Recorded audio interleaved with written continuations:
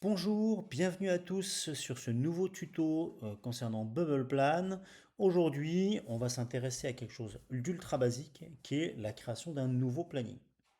Voilà, on va voir comment on part de zéro ou potentiellement, finalement, comment on crée un nouveau planning. Il y a donc deux enjeux, je vais tous vous les décrire. On partira de zéro avec la fonction nous projet. Mais on va également pouvoir avoir d'autres façons de créer un nouveau planning. La première va être ici quand j'ai déjà des plannings. En cliquant sur le menu Burger, je peux dupliquer mon planning, ce qui m'en fera une copie exacte. On reprend tous les éléments, on ne change rien, mais ça vous donne un nouveau planning qui sera une copie du premier. Voilà, ça c'est très rapide. D'accord. L'autre façon, ça serait de partir d'un template et ça va se cacher dans le nouveau projet. Quand je crée un nouveau projet, ici, dans les options avancées, je vais pouvoir ici venir piocher, soit dans mes projets modèles si je suis en business, soit dans tous mes projets ou dans un exemple de Bubble Plan. Et donc là, je pioche, je récupère le projet que je veux, je choisis ici, je change le système à partir de la date de début ou à partir de la date de fin. Je n'ai plus qu'à calibrer. J'enregistre, ça me créera le projet. Mais ce n'est pas ce qu'on veut faire tout de suite, puisque là, je vais vous montrer l'option la plus classique. Vous partez de zéro. D'accord. Donc, je n'ai pas besoin d'avoir deux projets comme ça. Je vais me mettre sur aucun. Je retire tout ça et j'arrive ici. Quand je crée donc un nouveau projet alors que j'ai rien du tout ou que je ne veux pas partir d'une base, je vais rentrer tout simplement ici son titre. D'accord. Voilà, créer un nouveau planning. Tac. Je vais renseigner potentiellement la plage temporelle sur laquelle je veux travailler. Ce n'est pas le début ni la fin du projet, mais le début et la fin du planning. Je pourrais changer cette maille-là et je peux intégrer des catégories déjà existantes ou en créer en tapant tout simplement les éléments que je veux. Moi, c'est un tutoriel, je vais garder la logique de tutoriel. Je crée le projet, ça m'ouvre automatiquement cet écran où je suis en vue planning. Dans Bubble, vous allez pouvoir travailler soit en vue planning, soit en vue Kanban. Et je vous invite pour les détails du Kanban à aller regarder tout simplement la vidéo dédiée à ce mode-là pour voir de A à Z comment on peut tout faire. Là, moi, je vais me concentrer sur la partie planning, puisqu'on n'a pas dit créer un nouveau projet, mais créer un nouveau planning. Le planning est donc ici. J'ai ma plage temporaire qui est là-haut, qui dépend de ce que j'avais programmé, mais comme on le voit, c'est pas une date de début, je peux, avec le petit plus ou le petit moins, venir jouer là-dessus, agrandir ma période ou pas. D'accord.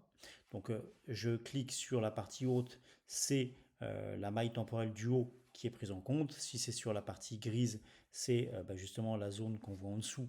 Donc là, dans mon cas, par mois. Et c'est ça qui va m'agrandir les portions qui me vont bien. Je peux, au clic droit, venir modifier cette logique temporelle, ou ici encore en venant configurer le planning, tout simplement. Sur la gauche, j'ai une nouvelle ligne qui se crée puisque Bubble va tout simplement fonctionner avec une logique de découpage avec ce qu'on appelle des blocs lignes. Je peux donc créer autant de blocs lignes que je veux. Je vais pouvoir les changer de couleur si je le souhaite. Je vais pouvoir bien entendu venir leur mettre des titres, jouer sur des logiques d'éditeur texte, par exemple, ou encore masquer cette ligne si j'en ai le besoin. Et pour finir, je peux, si c'est utile, venir créer des décalages. Je peux donc avoir un titre et puis un sous-titre. D'accord. Voilà en gros la logique pour composer votre planning. Après, sur le côté ici, vous allez pouvoir venir glisser, déposer les éléments pour structurer le projet selon votre besoin. Tout simplement. Vous pouvez décider de votre cadre au début avant de commencer à travailler, mais vous pourrez également le faire évoluer au fur et à mesure. Toute la force de Bubble Plan est là. Ensuite, une fois que ce découpage est fait, vous viendrez poser des éléments dessus. Au niveau de ce découpage, quelques conseils. Comment on fonctionne? Il y a plein de façons de fonctionner dans Bubble, il se peut très souple, c'est à vous un peu de voir comment vous voulez appréhender les choses, comment vous voulez sectoriser vos informations sur les différentes lignes pour leur de rendre une certaine lisibilité. On va donc pouvoir avoir des lignes qui correspondent à des thématiques, à des phases de projet, à des niveaux de granularité différents. Je vais avoir une ligne avec, j'en sais rien, mes jalons clés. Paf. Une ligne avec ma synthèse pour le pied mot. Et puis là, pourquoi pas,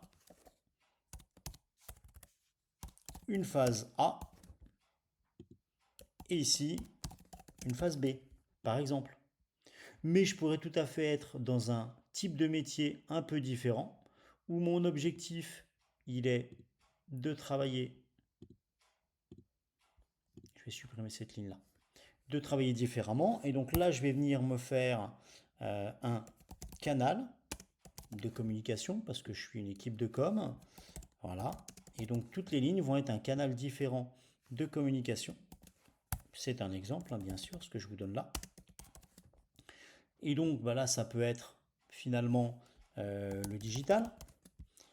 Ici, ça va être les réseaux sociaux. Ici, ça va être le print, par exemple.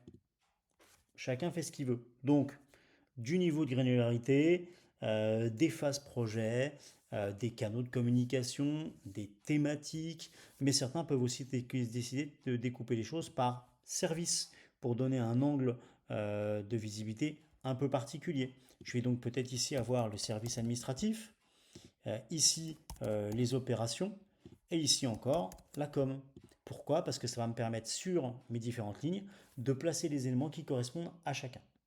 On va garder cet exemple-là. Par exemple, c'est pas très important. Et vous pouvez vous rapprocher de nos équipes pour échanger sur la meilleure façon de structurer vos projets si vous avez des doutes ou si vous avez besoin d'avoir un éclaircissement par rapport aux capacités de filtre que ça donnera ensuite. Là, pour le coup, je vais placer des éléments, donc deux types d'éléments. Le jalon, on a une vidéo dédiée au jalon, n'hésitez pas à aller la regarder, qui représente donc une date unique, une date clé. Hop, par exemple, mon codir. La bulle, une phase opérationnelle qui va de quelques heures à plusieurs mois, hop, que je peux créer comme ça.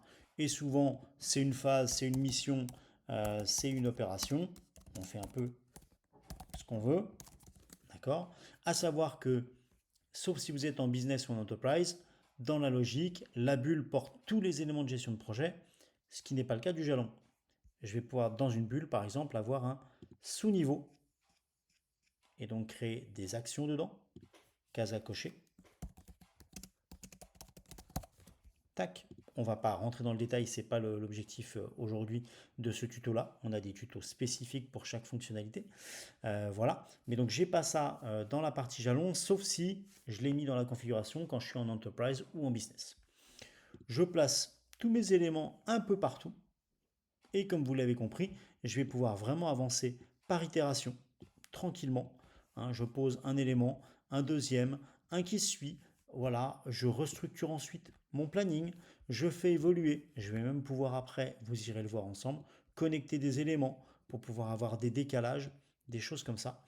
Voilà comment on crée un nouveau planning et comment on le fait évoluer. Tout simplement. Je vais pouvoir, pour mes besoins également, venir rechanger ma maille temporelle s'il le faut. Je travaille au quotidien, non pas sur du trimestriel qui me sert en présentation, mais sur des choses beaucoup plus objectives. Je vais pouvoir tout simplement rentrer dans une maille plus précise. D'accord? Et là, je vais pouvoir travailler au jour le jour, changer s'il le faut la taille de mes colonnes. Voilà, je vais pouvoir naviguer dedans. Voilà comment on crée un nouveau planning et dans quel objectif on le fait. Alors, il y a plein de tutos qu'on vous propose avec plein d'exemples d'utilisation. Nos équipes sont également à disposition. Ça fait partie de notre ADN pour échanger avec vous, vous accompagner, vous donner les meilleurs tips.